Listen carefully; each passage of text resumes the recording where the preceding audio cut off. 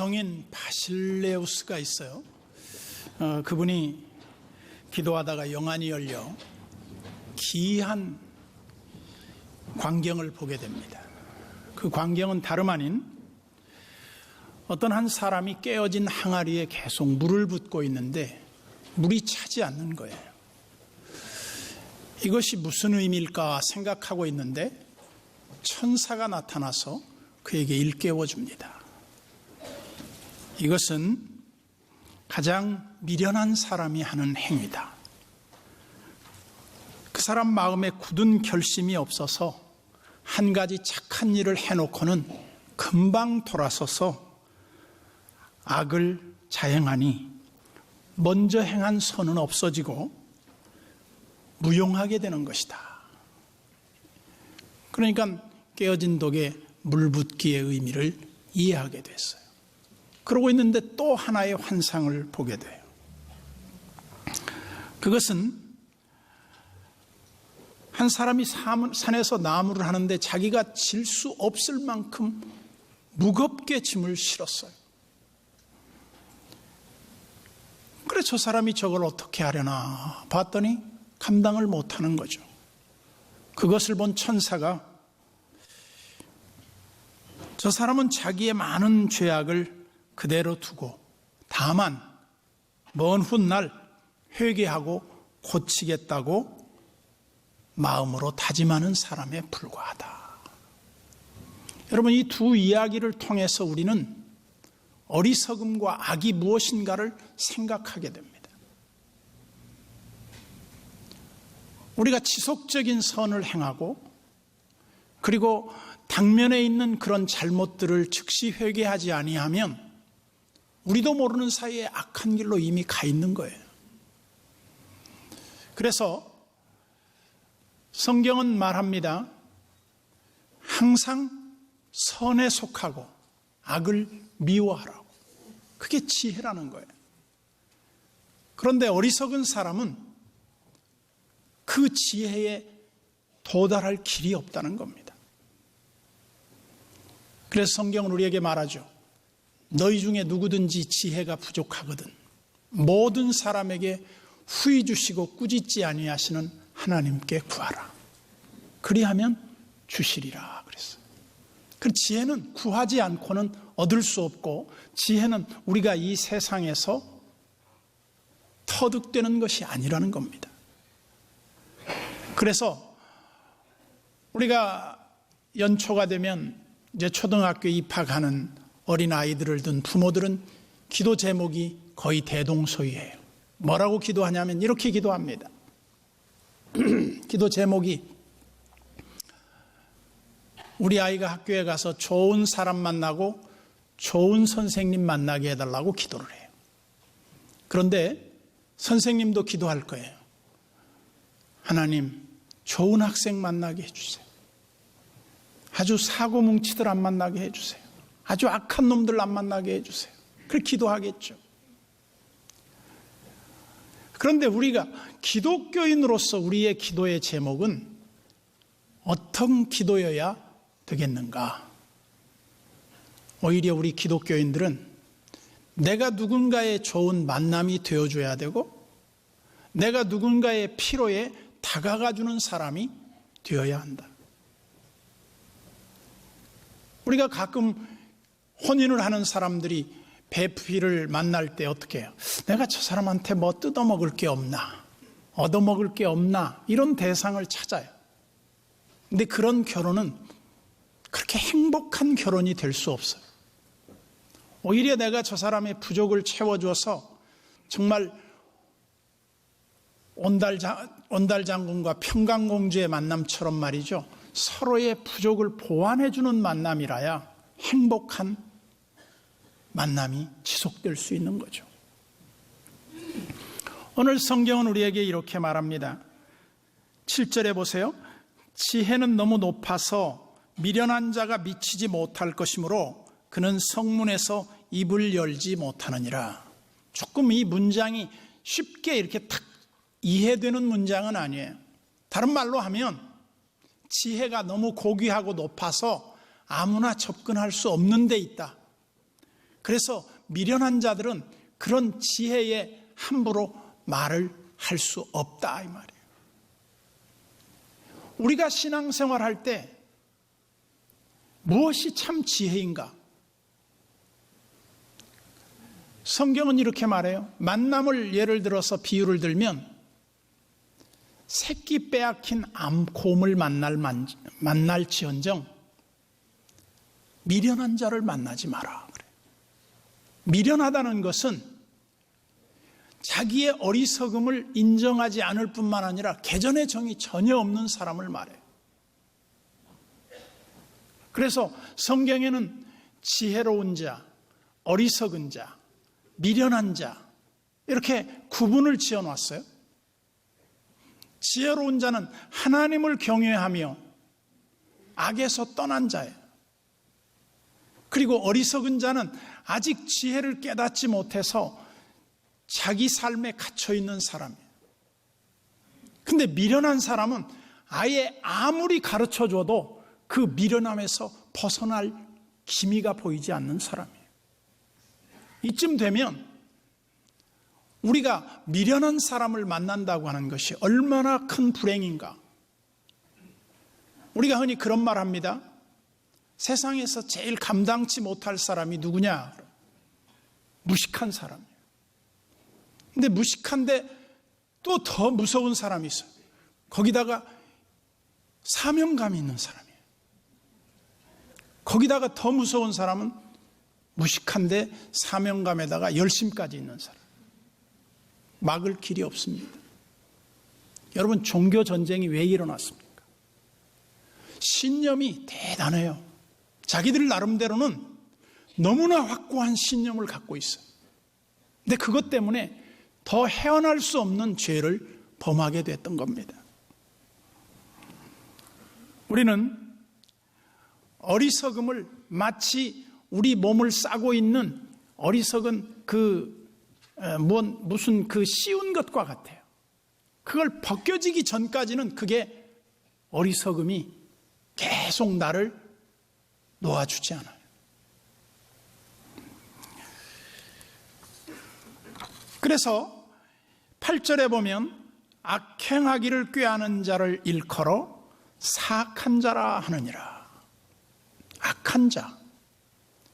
성경에 보면 끊임없이 우리에게 그렇게 말해요. 우리의 삶은 선택이다. 어떤 선택을 하느냐? 악을 미워하고 선을 선택하라는 거예요. 9절에도 보면 이렇게 말합니다. 미련한 자의 생각은 죄요. 거만한 자는 사람에게 미움을 받느니라. 우리가 삶은 선택이라고 말했는데 늘 생각하고 묵상하는 게 죄를 생각하는 사람은 그 사람에게서 죄밖에 나올 게 없죠. 그리고 거만한 자는 그 삶 자체가 다른 사람한테 존경과 사랑을 받을 수 없어요. 왜 한평생 살아가면서 사람은 자기보다 더 나은 삶으로의 변화가 그렇게 되지 않을까? 그 이유는 우리가 하나님을 선택하고 하나님을 믿고 따르는 자로서의 신실한 삶의 변화를 추구하지 않기 때문이에요. 모든 악당 중에 가장 악당들은 종교적인 악당이라는 거예요. 그러니까 교인들 중에 못된 짓을 하는 사람을 막을 수가 없다는 거예요. 파스칼도 이런 말을 했어요. 인간은 종교적 확신을 가지고 있을 때 가장 철저하고 즐겁게 악을 저지를 수 있다. 유럽의 30년 전쟁, 종교개혁에 대한 교구의 반발로 인해서 30년 동안 싸웠어요. 그래서 싸울 필요 없는 거예요. 독일 농민 전쟁도 종교를 앞세워 일어납니다. 십자군 전쟁도 성지 탈환이라는 명목으로 100년 전쟁을 치릅니다. 2차 대전도 보면 독일의 기독교인들과 연합군의 기독교인들이 싸우는 거예요. 그래서 성탄절날 같이 크리스마스 이브날 그 참호 속에서 총칼을 내려놓고 찬송을 부르니까 같이 찬송을 불러요. 얼마나 안타까운 일이에요. 우리 인간은 살다 보면 좋은 날만 있는 건 아닙니다. 아픔이 있어요. 내가 기대하지 않고 내가 원하지 않는 그런 아픔의 환난의 바람이 우리 인생을 덮쳐올 때가 있어요. 성경에서 보여주는 수많은 사례들이 예수 믿는 사람들에게, 하나님을 잘 경외하는 사람들에게는 아무런 어려움도 없이 성공의 대로를 걸었다. 한 명도 없습니다. 어떤 사람도 그렇게 살지 않았습니다. 그것은 무엇을 말합니까? 환난을 만날 때 우리가 어떻게 대처할 것이냐. 이것도 역시 지혜라는 거죠. 그러면서 10절에 이렇게 말합니다. 내가 만일 환난 날에 낙담하면 내 힘이 미약함을 보임이라. 인간은 환난을 당할 때 약해집니다. 제가 전에도 한번 예를 들어드렸습니다만 감자탕 교회라는 책에 보면 이런 이야기가 나옵니다. 아파트 전도를 나가는 성도들이 아파트에 나가서 벨을 누를 때 대부분 이렇게 기도하죠. 하나님 아무도 없게 해주세요. 귀찮으니까 나가라 그래서 나갔지 뭐 영혼 구원할 마음은 꿈에도 없는 거예요. 근데 벨을 누르다가 진짜 한참 누르다 보면 아무도 안 나오면 그때부터 아니 진짜 아무도 없으라니까 진짜 아무도 없냐? 이제 그때부터는 찾게 돼요. 그게 이제 하나님의 사랑이 그 사람을 움직이는 거예요. 근데 어떤 집에 가서 눌렀어요. 벨을 눌렀어요. 인기척이 있어서 벨을 눌렀는데 문을 안 열어주는 거예요.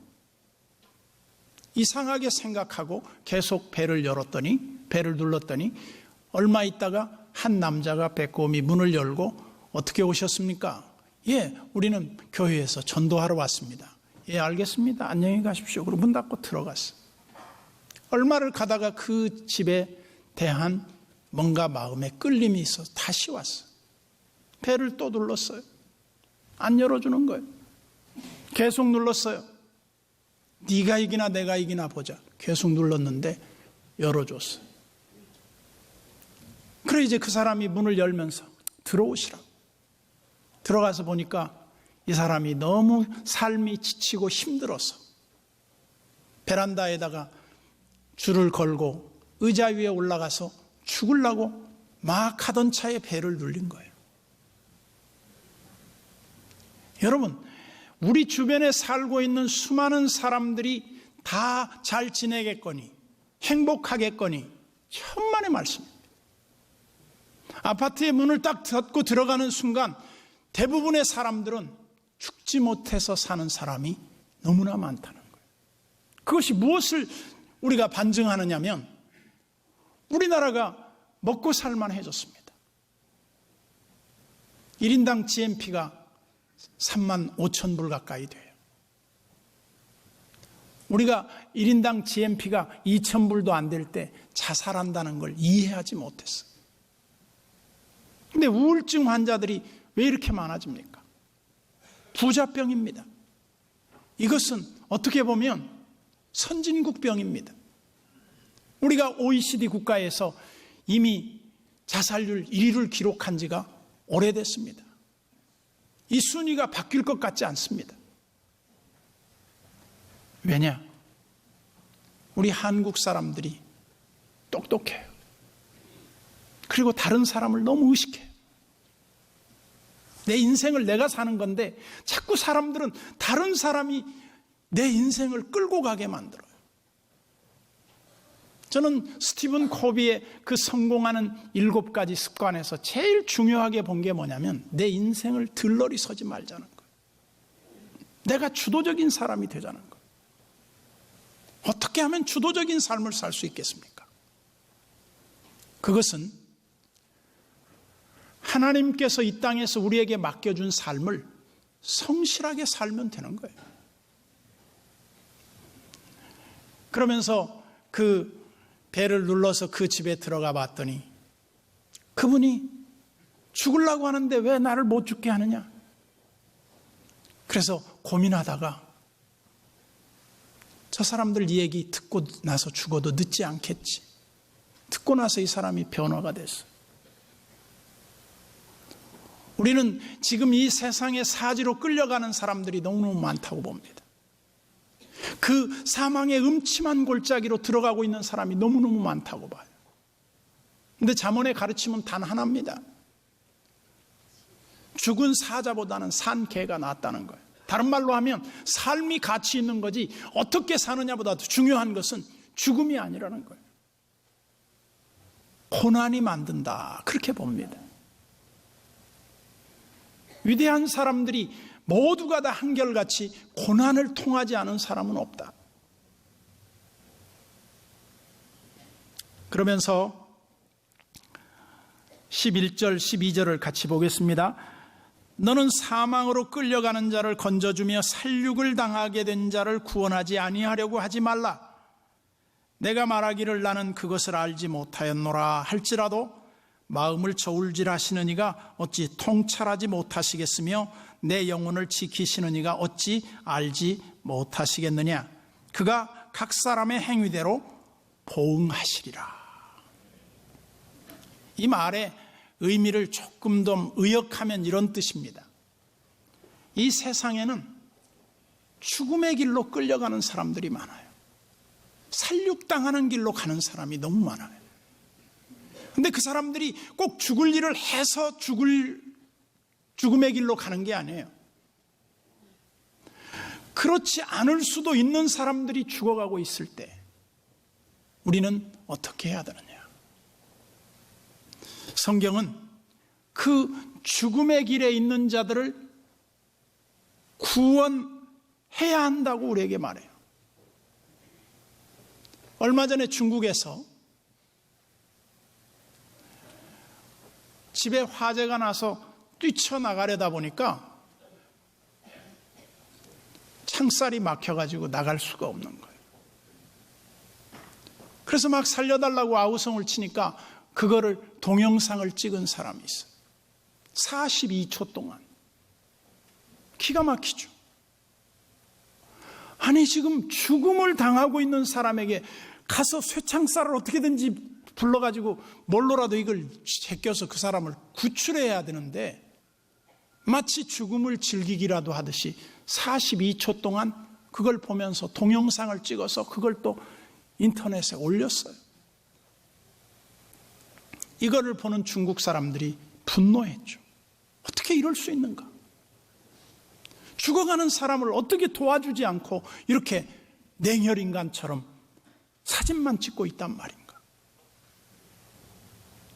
하나님 앞에 지혜로운 삶은 우리에게 주어진 그 삶의 기회를 어떻게 하면 나를 통해서 다른 사람을 건져내고 내가 다른 사람에게 유익이 되고 다른 사람의 삶에 내가 플러스가 되어줄 것인가. 그런데 어떤 사람은 다른 사람에게 아주 그냥 마이너스 요인만 되다가 인생을 마감하는 사람들이 있어요. 제가 얼마 전에 선교사님 한 분이 어려움을 당한다고 전화가 왔어요. 이 선교사님을 도와달라는 거예요. 어떻게 도와드리면 좋겠습니까? 그랬더니 우리 교단에 속한 선교사인데 신분이 박탈됐다는 거예요. 그래서 오해가 많고 그래서 좀 도와주시면 좋겠다고 그래요. 그래서 제가 물었어요. 어떤 문제가 있느냐 그랬더니 뭐 특별한 문제가 없는데 자기가 책임을 지다 보니까 그렇게 됐다는 거예요. 그래서 제가 그분을 도와줬어요. 복직이 됐는데 그 사람을 굉장히 힘들게 하고 그 선교지를 빼앗아 가려고 하는 한 분이 계셨어요. 내가 그분하고도 통화를 했어요. 그분이 무슨 큰 죄를 졌습니까? 돈을 떼먹었습니까? 무슨 이단 문제가 있습니까? 여자 문제가 있습니까? 아니라는 거예요. 그러면 너그러이 용서해 주세요. 그랬더니 절대 안 된다는 거예요. 그러더니 제가 어제 전화 한 통화를 받았어요. 그분이 돌아가셨다는 거예요. 어떤 생각이 듭니까? 인생은 자기의 삶에 선한 일을 행할 기회를 박탈당하면 그때는 하고 싶어도 할 수가 없어요.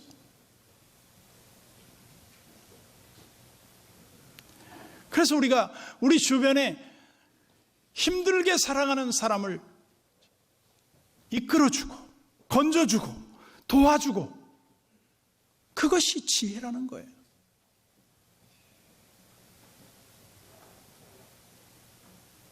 학대받는 자들, 사람들은요 자기가 학대를 당했어요.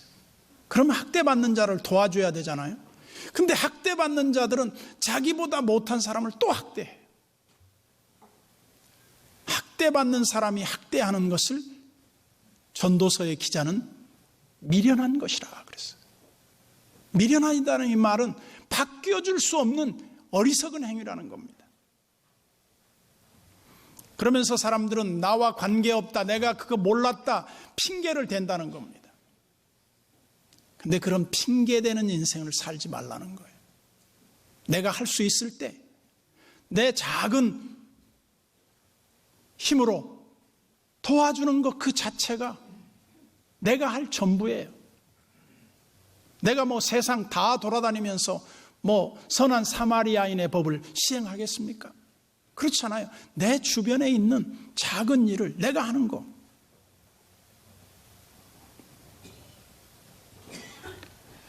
그래서 마태복음 10장 30절에 보면 너희에게는 머리털까지 다 세신 바 되었나니 그랬어요. 왜 이 말이 여기에 나와 있습니까? 참새 한 마리가 한 아사리온에 팔려가는 것이 아니냐. 헐값이에요. 그런데 그 참새보다도 더 중요한 건 뭐야? 이 피조물의 모든 것을 다 살피시는 하나님이 계시다. 그러면 하나님이 알아서 하세요. 나는 상관없습니다. 그러라고 주어진 말이 아니에요. 하나님은 이 세상에 가장 미물도 하나님이 허락 없이는 되는 일이 없는데, 우리로 하여금 우리의 삶에 있어서 정말 우리가 해야 할 일이 늘 있다는 거예요. 그러면서 우리가 왜 낙심합니까? 왜 핑계에 모든 것을 다 일관합니까? 그것은 진실로 하나님을 경외하지 않기 때문에. 하나님을 두려워하고 하나님을 경외하며 하나님을 바르게 섬기는 사람은 하나님의 마음을 알아요. 그래서 하나님의 뜻 행하기를 즐겨해요. 여러분들이 이 땅에서 손해나는 삶은 하나님이 꾸어간 거예요. 저는 여러분들이 지혜로운 삶의 비결이 무엇인가? 여러 가지가 있겠지만 그 중에 하나가 하나님의 마음을 가지고 다른 사람을 긍휼히 여겨주는 거예요. 불쌍히 여겨주는 거예요. 그 사람을 조금 도와주는 거예요. 우리는 그것이 결국은 하나님의 일이에요. 그것이 하나님의 뜻을 행하는 거예요. 그것이 지혜로운 인생의 참 경영의 비결이라는 거예요. 우리는 다른 사람의 어려움을 방치할 수 있습니다. 지난달 서울에서 한 택시 기사가 두 사람을 태우고 가다가 심장마비로 길에서 섰어요. 그런데 두 사람이 승객이 내려서 전화 한 통 하지 않고 바삐 갔어요. 경찰에서 조사를 했어. 왜 당신은 그때 119에 신고를 하지 않았느냐? 그랬더니 비행기 시간이 바빠서. 여러분, 119에 전화 한 통 하는 게 그렇게 시간이 많이 걸립니까? 우리 인간은 마음이 없어서 못하는 거지, 시간이 없어서, 물질이 없어서, 어떤 내가 그럴 여건이 안 돼서 다 핑계입니다. 주님은 핑계대지 말라고 그래요. 우리 주님은 우리의 모든 것을 다 헤아려 보셔. 우리의 일거수일투족을 주님이 다 살펴보셔. 그러면서 하나님이 그 행위대로 갚아주시겠다는 겁니다. 복된 만남, 축복된 삶은 내가 만드는 거예요. 누가 만들어주는 게 아니에요. 난 여러분들의 삶이 하나님께 인정을 받고 하나님이 여러분들을 늘 도와주고 싶은 마음이 들도록 사는 것이다. 사람의 일도 그러잖아요. 누군가의 일은 손발을 걷어붙이고 도와주고 싶은 사람이 있어요. 누구의 일입니까? 그 사람이 평소에 하나님 앞에서 바르게 사는 사람. 그 사람은 적이 없어요. 오늘도 우리는 지혜로운 삶의 비결, 그것은 하나님 앞에서 우리가 마땅히 해야 할 그 사명과 임무를 외면하지 않는 것이다. 핑계대지 않는 것이다. 선에 속하고 악을 미워하고 주님과 함께 동행하는 우리의 삶이 되기를 주님의 이름으로 축원합니다.